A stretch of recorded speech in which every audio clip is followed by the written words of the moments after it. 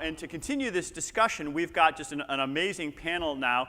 I'm going to ask Andy McAfee to come back up here. He's going to lead a panel discussion on technology, progress, and jobs, and we'll get some more voices into the discussion. So take it away, Andy.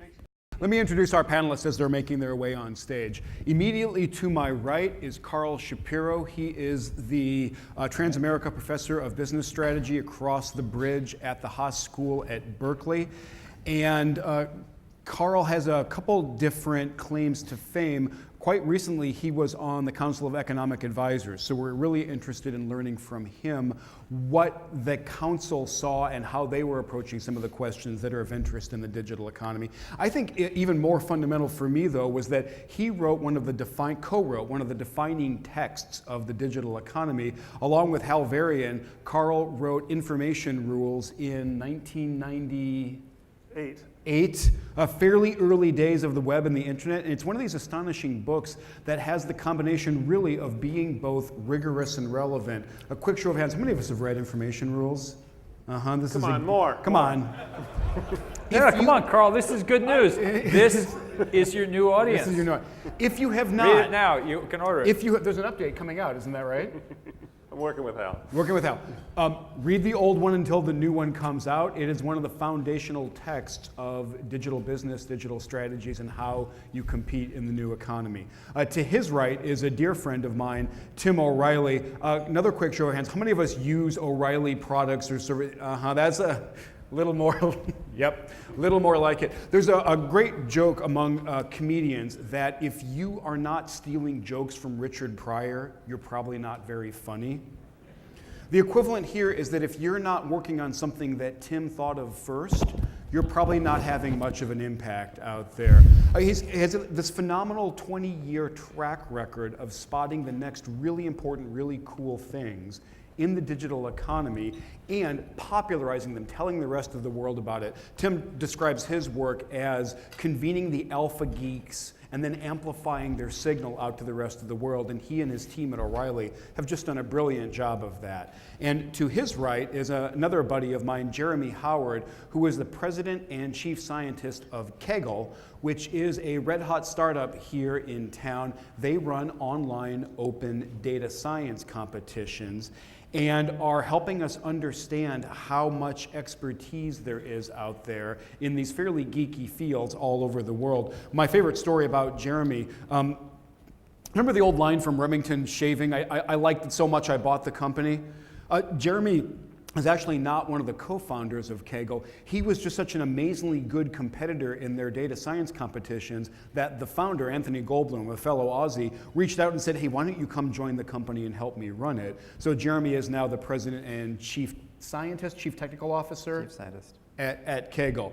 What we wanted to talk with these three guys about is this broad notion of technological innovation and progress and some of the human capital issues that go along with that. I've got my set of questions that I'm going to pepper them with for about the first 30 minutes, and then we are going to open it up. So please think about the kinds of things you'd like to ask these three. It's very rare and I think unprecedented that we have this kind of constellation of insight and talent in one short place. Carl, can I start with you and ask you, in your time on the council, how did you look at some of the questions around the labor force and around technology's impact, and what kinds of conclusions did you come to, and what interventions did you think might be valuable? Great question. Happy to start with that. Maybe we put up the chart that I had showed here. Oh. Just if we could. Can. I allegedly have the clicker. Oh.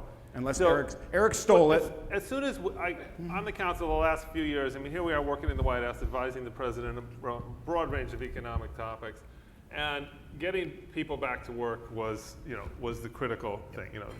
And this chart here shows just how bad the employment situation was. I don't know how well you can read it, but the deep red line at the bottom. This is tracking employment, where you start at the peak, where it's centered on the trough. The low point in employment, and how many jobs were lost as a percentage from the previous peak, and then recovering from that. Okay, so we're several years into the recovery now, but the reason it doesn't feel that way is because we're still several percent below peak employment. Great. Okay, so we've got a situation where this, and it's all having, it has to do with the financial crisis, of course. So there really is this we're talking long run trends here really, and long run forces, but it's hard, it's easy to lose track of that when you're in this enormous downdraft and trying to recover from it. But I would say if you look at the shapes of these curves, we've got basically a higher amplitude but a similar shape to the previous two recoveries, 1990 and 2001-ish. Okay. Which is it's taking longer for jobs to come back when we have a recession than it did in the previous 40 years or so, or 50 years. One other chart. Do you see technology lurking in the background of that phenomenon? Yes, I think we generally saw that yes, that was a problem because increasingly, and this fits with your theme, workers. That's why you're here. Workers have to. There's a selection bias issue going on. Big here, one. Right? In the recessions, the employers, particularly this recent one, they shed. It's an opportunity to shed people. You have to drop job, but it's also you shed the weaker employees. You're trying to tighten things up to save on costs, and at the same time, technology is replacing a lot of the job.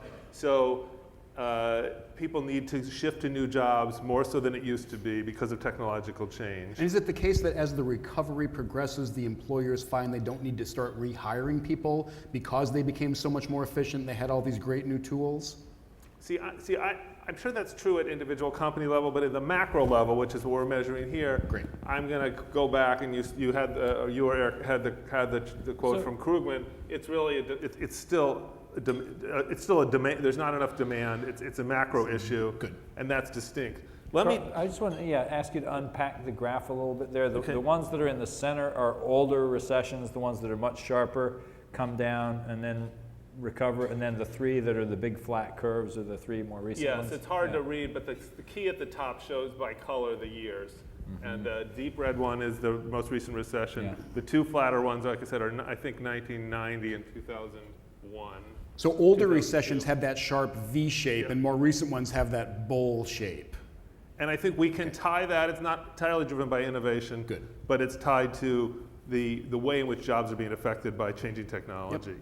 Okay. The other chart here, and we don't need to spend a lot of time on this, but I spent a lot of time on this. It's housing prices, just to give you a sense of why that trough was so deep and why, partly answering your question, it's a demand-driven thing. There was $7 trillion of lost wealth in housing, American households.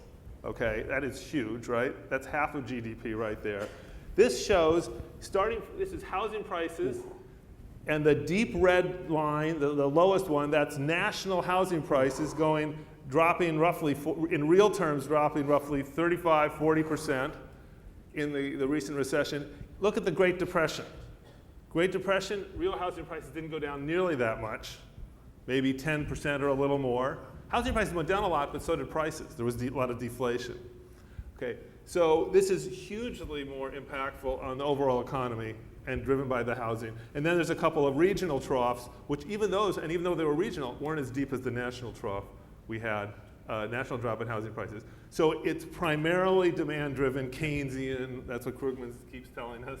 A lot of other people say that. So this is a good old-fashioned recession and recovery, just a nasty one. It's a nasty one, and the shape and the sluggishness I would tie to some degree to the technology. Does that mean the policy set of interventions to help us get out of this is still the classic one still applies, the bundle? Yes, I think it. I mean, that's why we had a stimulus package, which helped us pull up out of that in 2009. But because it's a deleveraging, people are in debt and trying to recover from that, so they are not spending as much money.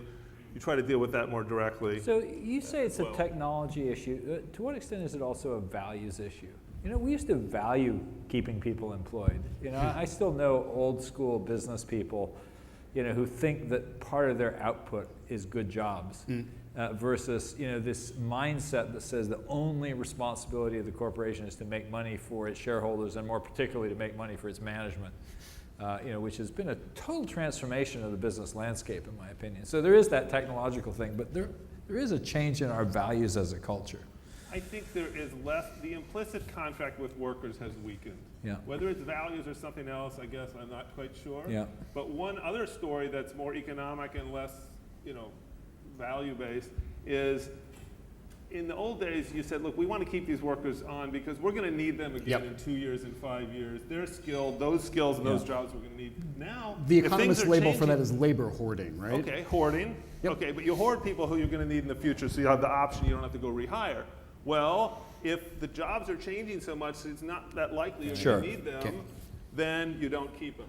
Yeah. And so it intersects between values and technological change. Great. Tim, pick up on the question you just asked. Talk to us a bit about the change in values that you see, some of which I know have you distressed, and the notion of a commons, and is that notion kind of weakening or strengthening in the communities that you participate in? Yeah, this may be a bit of a stretch from the values question to the commons question, but it's certainly one that I think a lot about in terms of innovation.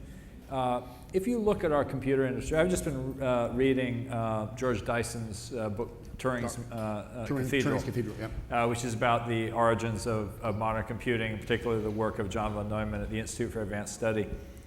And I hadn't realized, I've been an activist for open source software, and I've talked about, the crowdsourcing and all this on the internet, but, just being reminded that John von Neumann and his colleagues put the basic design of modern computers into the public domain, that they fought to make sure that they were there without patents because they thought this was a fundamentally important technology. So we have it there with, with the design of computers themselves. We have it with, the internet. We have it with open source software. We see this enormous boost that comes when we make contributions to the commons and let people build on top of it. And I do think that there's an area of our economy that is really it's not studied enough and it's not thought about enough. And that is, what happens when people give things to each other without getting paid? And it's not just these acts of overt generosity around innovation. It's also in areas like, for example, entertainment. If you think about the revolution with YouTube, and I think of this with my grandson. He has a choice. He can watch a Disney cartoon or he can watch a video made by another kid. And just as often, he's watching a video made by another kid. And this kind of peer production of entertainment is something that I think is one of those under-recognized changes in the economy. And you kind of say, well, from the point of view of a producer who wants to get paid, that's a negative thing. From the point of view of a consumer, it's a positive thing. And there's a bunch of shifts like that in our economy where we do things for each other. It looks like it disappears. Back in the 70s, there was a wonderful paper about alternative energy called the clothesline paradox, which talked about that same notion. If you put your clothes out on the line, it appears to disappear from the economy versus, if you put them in the dryer where the energy is measured and counted. So that's one thing. But the other thing about that is that I see that when you have these sharing economies, which are often at the early stage of something new, people are doing it because it's cool, it's fun, they're doing it for each other. Businesses do arise. The World Wide Web, open source software turned into Google and Facebook and Apple, building all this incredible technology that they were able to monetize. And so one of the things I'm really interested in is this sort of economic precursor activity that comes from open source, from sharing, from the sharing economy of all kinds. And what does that tell us about the possible source of new jobs? And right now I'm fascinated by this sort of entertainment economy, which is growing up. It's another way of looking at social media, at Twitter, at YouTube. Yep. I went to this conference on YouTube called VidCon, and it felt like watching the Beatles in 1964 as YouTube star after YouTube star came out on stage to be greeted by thousands of screaming girls. It really was like, Back to the Future. Yeah. So what role do you see for academia in that? Because the research community has maybe the earliest open source sharing publication culture. Yeah. Here we are at an MIT event. Well, if you think about it, there are a small number. It goes back to the graphs that we saw earlier about income inequality. There are a small number of companies that have made an enormous amount of money from the pure production of academic research, gatekeeping that, and they actually, if those companies don't make as much money, is society really that much worse off? It's a relatively small number of people who get to be very well paid. If, on the other hand, there's greater access to the scientific literature, more real innovation, we're better off. You look at this through, for example, the open access that's come out from NIH. The amount of value that's created from society out of that NIH research versus the amount that's created by scientific publishers hoarding the access to the. I mean, this phrase, gatekeeper. I mean, I can just leave the stage, right? There's no moderation necessary. Andy, here. quiet. We're talking. This phrase, gatekeeper. Why the hell do academic papers need a goddamn gatekeeper? I mean, it's free to distribute these things. You can use BitTorrent. I mean, the review is done by peers in the academic community. There's still work to manage the peer review process, and I mean, there are open source basically journals now. Like in my field, the machine learning community came and just took over the Journal of Machine Learning. So it's faintly silly to go through the old-fashioned peer review and publication process in that community. I mean, certainly the idea that particularly pre-1923, out of copyright, important scientific classic texts somehow need a gatekeeper. Like even the bits now are free to distribute because with protocols like BitTorrent, every single person's computer that has a copy is distributing it. I think, when Tim talks about sharing, the thing that I'm shocked at how few people still quite realize that sharing digital goods is not only free, but benefits even the sharer, So but there's this wonderful concept, which I have to confess did come from someone at Harvard, and that is Clay Christensen has this wonderful thing he calls the law of conservation of attractive profits, which is that when something becomes commoditized and free, something else becomes valuable. That idea I've really seen in my own work. IBM had got a stranglehold on computer hardware. When computer hardware became commoditized with the PC, Microsoft figured out how to make software super valuable. And back in 1998, I started thinking about that and said, we're starting to see the commoditization of software through open source software, through the open protocols of the internet. Something else is going to become valuable. That's what led me down the path to what I later called Web 2.0, the idea that data was going to become really valuable as software became commoditized. And we're well down that path. And I think there's that interesting cycle of what do people extract value from versus where do they create value. I think commoditization actually creates value for society. And then there's some new way of extracting it for certain players so they can reinvest. let me ask the two of you, and maybe we can get Carl to chime in on this as well, a clarification, but I think it's a really important clarification. Are you guys making should statements or must statements about sharing? In other words, are you saying to people, look, if you give away your intellectual property for free, if you don't try to protect it, if you do Creative Commons, if you put it out there for the public good, great things will happen? Or are you making what I find to be a more extreme statement, which is we should not be able to protect these kinds of things. They must go into the public realm.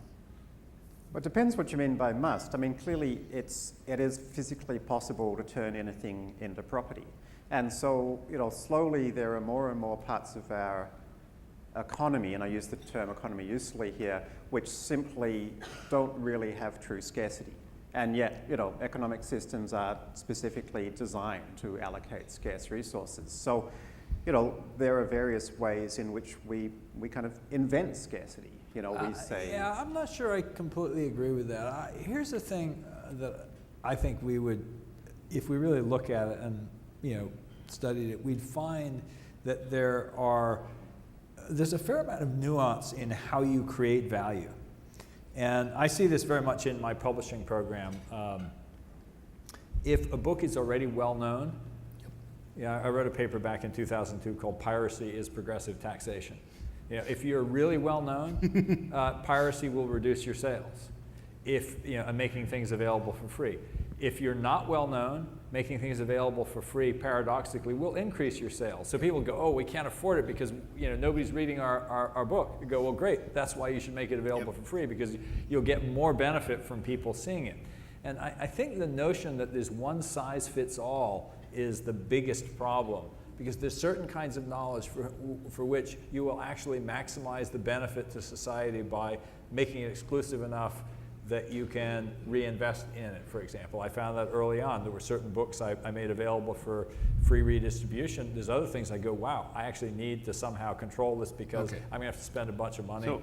So there's a lot of different ways to do it. Okay, so I'm hearing choice, I'm hearing should, not must. Yeah. Okay.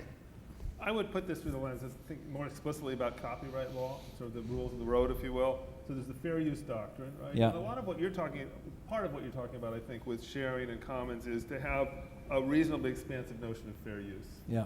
Okay, which helps so that there is more that's shared. While we also are going to have copyright protection. I mean, I'm a book author, maybe everybody here. Yeah. So I appreciate having the And copyright. do you copyright protect your books, and will you continue to do so? Well, yes. How about you, buddy? Okay. I copyright I'll tell you protect what's my It's books. a feisty panel. I didn't anticipate this much kind I'll tell you though, of friendly when fire. I'll tell you that when Hal and I are negotiating with our publisher, we just want a lower price generally. We want a really cheap ebook because we're more interested in getting it out. Yeah. And they maybe than the money. Again, a little bit of nuance. But again, I don't want to make any valid judgment about other authors. Some authors may need the I money. feel like we're kind of limiting ourselves to a slightly traditionalist view of what IP is, though. Let me give a much more micro example of what I think of as being the stuff people output day to day. So, for example, yesterday morning, my girlfriend and I noticed a bug in a Python library that she was using, and she's a math PhD, she's not a coder, this is just for some work she was doing, so she wasn't very familiar with the ecosystem. She's like, well, what do I do now? And I said, well, like literally it'll be one command you type, this git pull request command, and something will be sent to the person that actually created this library, and they will fix it. And she was like, no, I'm a mathematician, I'm not a coder. And I said, try it, just type the command, see what happens. And I got an email yesterday afternoon, just from her, nothing in it but a link. And the link was to the issue tracker at GitHub that had now fixed that problem, so that the next time she downloads that software, she will have it, and everybody else in the world will as well. Totally terrific, value creation there. I just think we need to have nuance. I mean, we were talking earlier about patents. You look at one of our biggest problems is, we apply the same rules to pharma patents that we apply to software. In the case of pharma, maybe you do need that investment. In the case of software, you don't.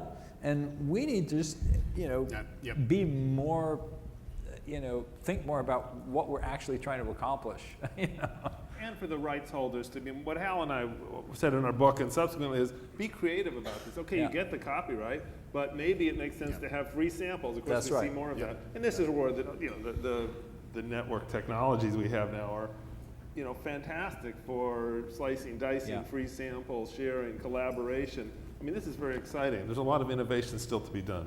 Yeah. Okay, even at the level of the IP protection and the choices you can offer rights holders. Well, we've seen a lot, and I think we will see more. Again, as you said, people who look in music, for example. I mean, the revenues have shifted away from CDs to concerts and other promotions that the artists are doing. So that's going to continue to be, I think, exciting.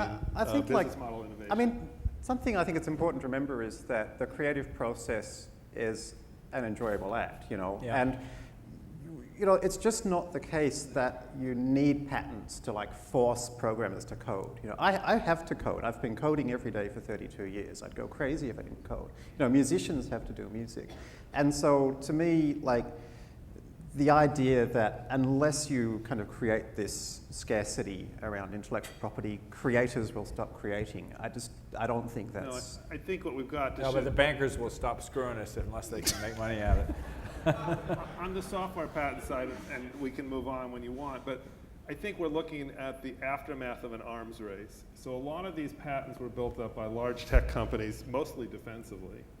And now, a lot of these have gotten out into the wild. Okay, so these patent assertion entities, sometimes called trolls, who are asserting these patents portfolios are being sold.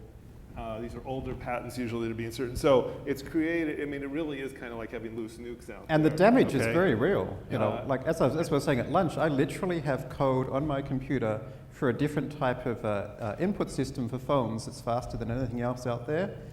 And I've never created a startup on it because I'm worried about the patent minefield around it. So that's one of the problem areas that we have. If you get to, at some point, what are the policy levers? That's still a problem area. Jeremy, I want to turn to you and say, first of all, it really sounds like you're dating the right person. And second of all, I want to feedback a Rachel quote. says hi, by the way, Andy. I want to feedback a quote of yours that I still find astonishing, and I want to see if you stand by it, and if you do, if you could explain it to us a little bit, because it's a quote about expertise and experts. And you sound a bit like a revolutionary. You're addressing yourself to the assembled, I guess, experts of the world, and you're saying, and I quote you, "Your decades of specialist knowledge are not only useless, they're actually unhelpful. Your sophisticated techniques are worse than generic methods." In what context were you saying this? Do you mean it, and what the heck? I don't know. I was saying it to a journalist who knew it would end up in print. No, I mean, okay, so look, this is not as strange as it sounds. If you go back to Chuki, who very, very much underappreciated guy, he invented exploratory data analysis. He also invented the world's most commonly used algorithm, as it happens, the fast Fourier transform, or co-invented.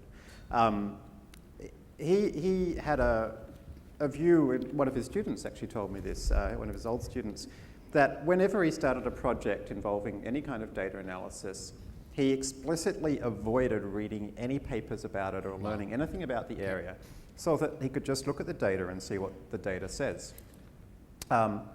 Now, I didn't know that when I started competing in Kaggle competitions, data science competitions, but I had been in consulting for 20 years and certainly seen the same thing from both colleagues and clients, that people who were immersed in the subject matter area would regularly not notice what the data really said and wouldn't even really seek data because they thought they already knew. So I actually... They had hammers and they kept seeing nails? I think the issue was that they had what turned out to be kind of industry assumptions about things which, maybe they had changed or maybe they weren't that way in the first place. Okay. So, for example, one of my startups, Optimal Decisions, was based on the fact that people had been analyzing insurance data the wrong way for the last 100 years, and it turned out that there was a different way of looking at it. I won some Kaggle competitions by, again, explicitly entering competitions in areas which I knew nothing about the domain at all, in order that I could kind of try and find new ways to do it. And then both Chuki and the way I do it as well is after spending some weeks just immersed in the data, then I'll go and look at the papers and the academic research and find out, what the state of the art is. And I normally find that through that kind of fresh perspective, plus, that domain knowledge, I get something better than I would have from either one alone. What are you learning and concluding about the abilities of established experts, established companies, versus this crowd of self-identified data scientists that you've assembled to compete in Kaggle competitions? How do those two stack up? So we have over 70,000 data scientists on our community now, and they've worked on projects, some of the longest running, hardest data-driven problems in the world. So for NASA on finding dark matter, for the states of the US on finding algorithms to automatically grade essays, for Ford Motor Company on identifying when drivers are drowsy, and even for Big Pharma on automatically building new products, identifying chemicals with particular behaviors. In every case bar one, out of hundreds of projects, in every case bar one, the competitions have been won by people with no previous background in that area. So in other words, the person who is the very best... Jeremy, are you sure about that? That's an astonishing statement. Not only that, but in almost every case it's been won on a laptop computer using open source software.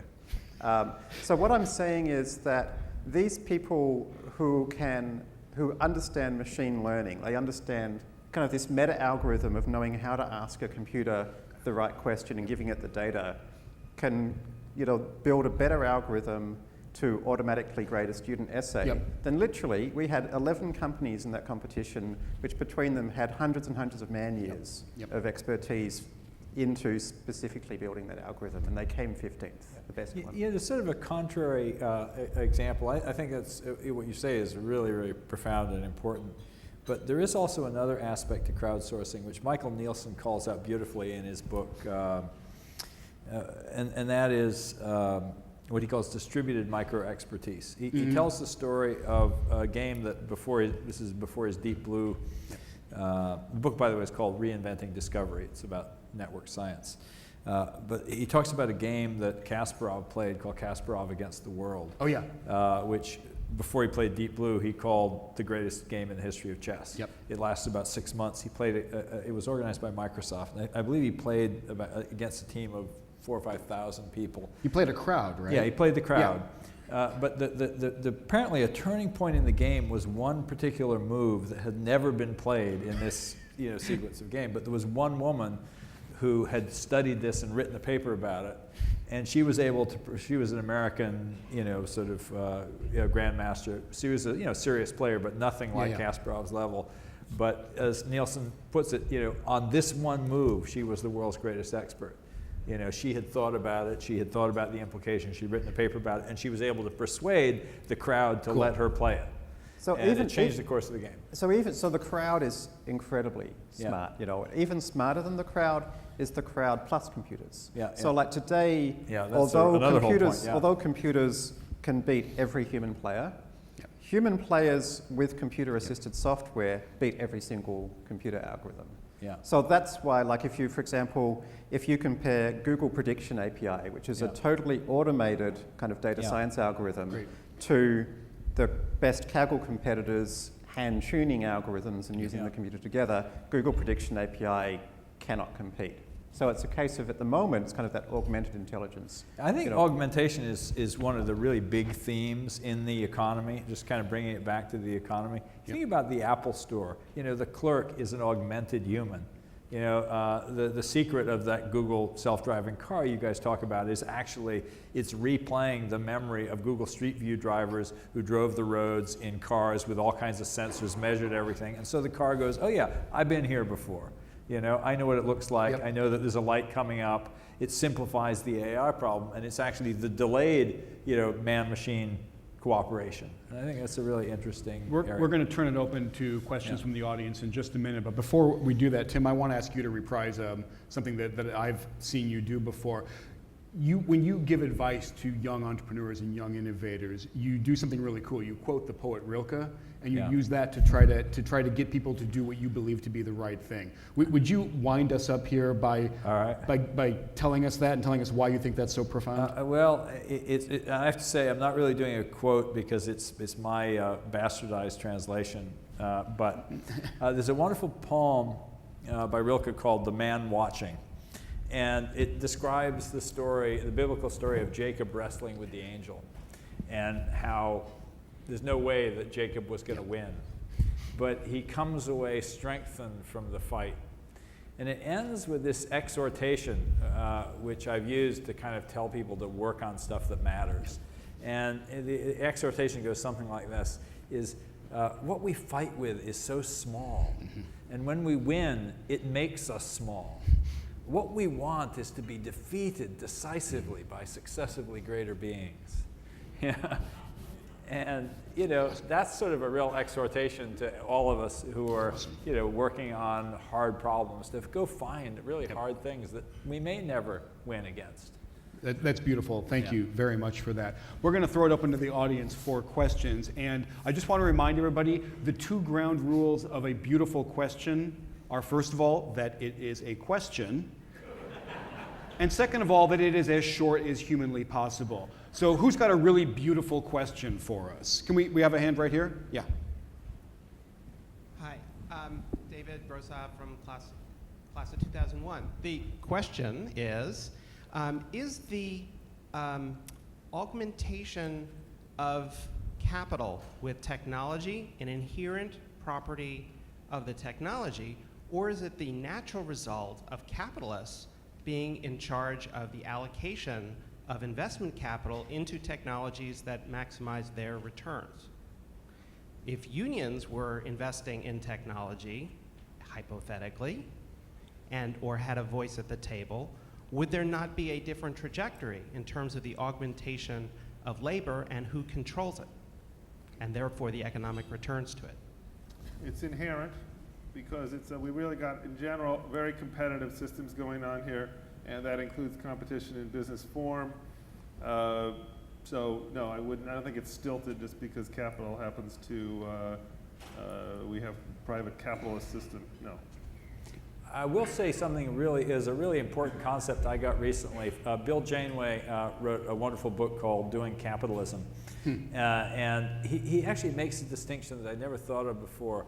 We tend to say the market, and we mean financial markets. You know, we confuse that. And Bill lays out the idea that there's actually a three-player game involving the state, the market of real goods and services, and financial capital. And the three are not the same, and just as the government is clearly different from the market, financial capital is also different from the market and has different goals and objectives. But I mean, like, access to technology is like so democratized compared to where it used to be. I mean, for example, you know, particularly like in my field, kind of around data and information technology, I can go and rent an hour's worth of one of the world's fastest computers through Amazon. It takes me about 30 seconds, and it costs, I think, 28 cents. Come on. Right. So an hour worth of serious computer time. An hour worth of serious quarter. multi-CPU, multi-drive, high I/O, massive network.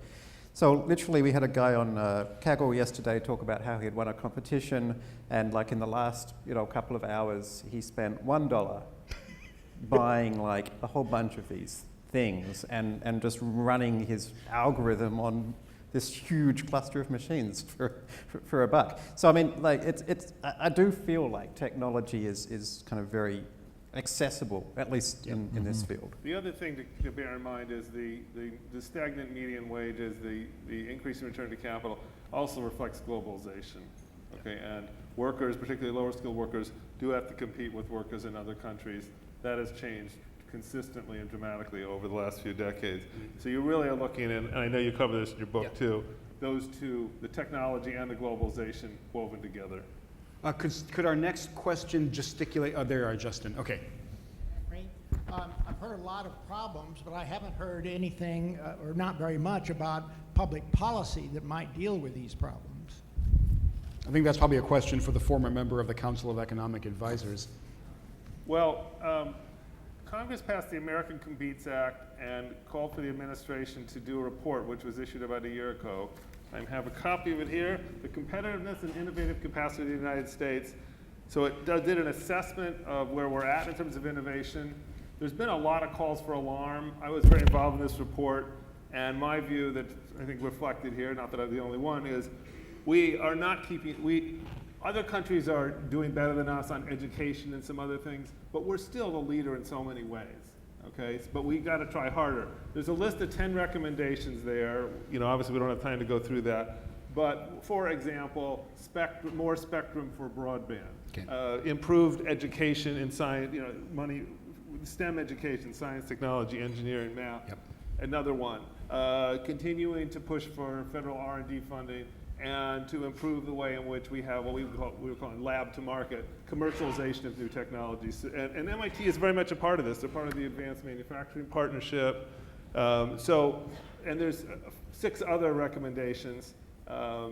These are hard to get through. When you need Congress, it's not so good these days, but there's things the administration's doing. I've heard Larry Summers summarize it by saying he'd rather have our problems in America than anybody else's. Do you agree with that? Does that sound right? As a general rule, Larry Summers is really smart, so I'll agree with it. Gents? I don't imagine he was including Australia in that comparison, right? I'm sorry? He wasn't including Australia in that comparison, right? Well, there's the brain drain is horrific from Australia. I heard that. So is the weather. We're maybe not the number one in all these things, but the concern I think are the things that are very slow acting. If a K through 12 education, or what 2/3 of the PhDs earned in the United States now are not Americans, therefore, and and many of them are going back, partly because we won't give them visas. So the education, the R&D, things that take decades to bear fruit, and we've done so well over a century, are going back into the 19th century, the land-grant colleges, for example. If we're not investing in education and basic research, we're not going to see it overnight, but it's going to come back to bite us. And that's the concern, particularly in a time when we're so concerned about short run, these graphs I had, are we attending to the long run? Having spent some time in DC, can you bring us some good news out of Washington? We hear so much about the polarization, the logjam, and all these dire things. Can you give us some hope? No. I can give you some hope. Jen Paulka, who founded a nonprofit called Code for America, likes to say, I think she said in her TED Talk, government is like a vast ocean and politics is this 6-inch layer on top. Yes, Congress has enormous power, but there are a lot of people in government who are working really hard and who have a lot of intelligence and skills and are doing good work. And I think the whole open government movement is really coming along. We're seeing a lot of innovation. We're seeing new ideas. It's happening at all levels of government. And it's just this sort of new kinds of partnership with the private sector to bring technology into government, to bypass a lot of the brokenness. And it's happening bottom up in the same way that other technology revolutions have happened. And that's the thing that I'm most excited about, is the bottom-up stuff when, some people from, San Francisco and New York say, oh yeah, let's see if we can get our restaurant inspection data into Yelp. That's super cool. That was announced yesterday at the U.S. Conference of Mayors. Google Transit, which so many of us, you look at, you go, wow, I can get, train transit schedules on my phone. Well, that started with the city of Portland ringing up, Google and Microsoft and saying, hey, if we put our data in a standard format, would you use it?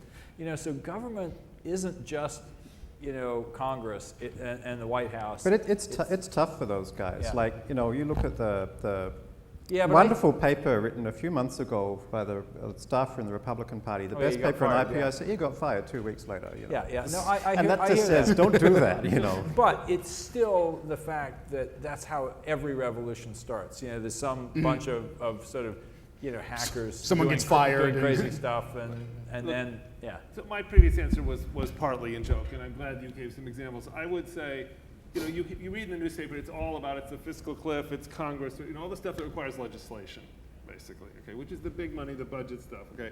But underneath that, you don't read about so much, or it's in the business section or somewhere else. There's so much going on. I mean, and an open government initiative, which President Obama had the first day of his first term, right? Was a big deal. Making the data available, that's one good example. The stuff that Todd Park's been doing with Todd open Park, data is just magnificent. Anish Chopra was the CTO. Todd Park took over after that. He had been at HHS doing a lot of, so health IT, smart grid stuff that we've been working on. That requires government at all levels, so it takes even longer.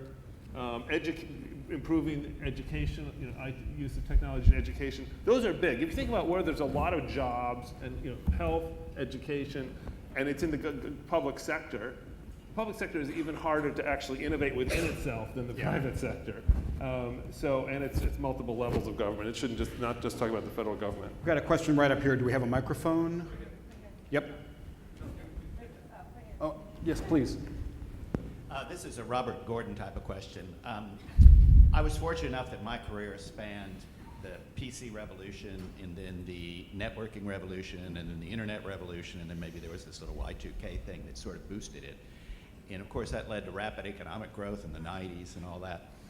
Just anecdotally being out here, it seems to me that the pace of innovation, while good, has been slowing since the days of what I experienced. What's your observation about that? Pace of innovation, gentlemen. It's growing. I mean, it's kind of, you look at, some of the ones that you've talked about, Andy, before, like, cars that drive themselves. You can stick a foreign language on the internet and have it automatically translated. Machines that win Jeopardy. Machines that actually write prose that appears in newspapers based off nothing but data. It's almost growing so fast now that we can't keep track of it. I know that there are areas, kind of very mechanical areas like the speed our cars go and so forth, which is the way we used to track progress. But I just think that in our heads we're kind of tracking progress maybe in the wrong way in some ways. I really think it's accelerating. I want to come back to your race against the machine. There's a wonderful essay by Kevin Kelly, a blog post recently, in which he talks about the choice. There's apparently, I forget who used to do it. Like, would you take 1992 technology? Love it. And no running water. And running water. This is a question Bob Gordon has posed. Yeah. Or would you take, today's technology and no running water? And he says everybody laughs. He said, but people in Africa and in China are making that choice today, and they are taking cell phones over toilets. But in the billions, or hundreds of millions. The thing that's really interesting is he shows in the blog post this picture of this incredibly beautiful house in China. And it's just the art, every surface is painted. And he says, and there's no toilets, no running water in this house. People are choosing this aesthetic elaboration of their property over things that we think is so fundamental. And actually, I think there's something really interesting. He goes on to talk about the race against the machine and the notion that perhaps we're entering a phase, the machines will take away what we used to think of as work, and we will actually figure out how to do things to entertain each other, how to, there'll be the very nature of work will change, and the very nature of the things it's that so wonderful we to see the way for. It's so wonderful to see the way this kind of technology is impacting people in these countries. So, like for example, my Chinese teacher is somebody that I met over the internet, and she wasn't making very much money, but she had an internet connection. And she taught me Chinese, and in exchange I taught her how to broaden and create a little mini business on the internet and accept PayPal. And so she started with nothing, but thanks to her, nothing but an internet connection, she now has a thriving business in China. I think a lot of the innovation is not going to show up in the productivity statistics or the GDP. It's going to be, this is great, I have all sorts of content that I can access anywhere and with high quality, okay? Or things that people are doing in social networking. It's cheap. I mean, the prices are going down. That's not adding to GDP, but there's all these benefits. And so I would be very careful. I think we're going to see a reinvention of retail as well, which is going to be really interesting. What kinds of things happen at the local level. Companies like Square are really aimed at that. It's not just a payment company. I think it's ultimately a company about how do you enable a new class of people to start businesses. Thank you. Hi, I'm Stuart, Sloan class of '92. We touched on the role of the state in policy and talked about displeasure with dysfunction in Washington. Do we see a difference in our political parties in our system? Does one party, are they different? Does one party pose more risk than another to the future? And do we see any other states in the world that are better positioned than us from a policy framework perspective in shepherding in these changes? Well, I'm glad we have 2 minutes and 22 seconds to answer that question. It's a small bore question. Let me just say, what's in this competitiveness report and what I believe as an economist is, in terms of the government and policy, there's certain things we need government investments to do to create the infrastructure, and then let the private market take over. Okay, some of it's R&D spending, basic research. Okay. Other is making sure we have spectrum that's available for broadband. Others in the educational sector. Okay, so there are certain areas we need government, and the parties do differ significantly in whether they're willing, in their view, what the Democrats would call investments, and the Republicans would call spending is out of control. Yeah, I also think there's a strong anti-science wing of the Republican Party that, if the Republican Party were to disown that mentality, I think would put the parties on a much more even footing, because and particularly in energy, in the energy area there's a very big difference, more so even say than in biology, although you've got the clone, stem cells as an example there. We have time for one more question. Can we make it an even more loaded question than which of the two parties gets it right? Sir, do you have the mic? You've leapt to your feet, so we're going to give you the final question. No, hold on. We'll mic you right up. And you need to set a new record for brevity because our clock is counting I'll try. down. So, today's conference, as I looked at the agenda, looking at the digital economy, there's a big chunk that's missing. What we spend on healthcare and medical care, 15 to 20%, whether you're looking today or a few years out. And there's been nothing addressing that. One of the big, I've just gotten done working on a large project for NCI. Sir, we're already really falling behind on the brevity front. Could you skip to the question? How do we balance issues of privacy, big data, human rights, and the cost of storing the data? So processing is cheap, but data storage and backup is expensive. And I see we're just about out of time. Gentlemen, we have a 10-second answer to that question. We balance it very carefully. All right, and on that note, I'd like to thank our panelists. This is absolutely fantastic. Thank you, guys.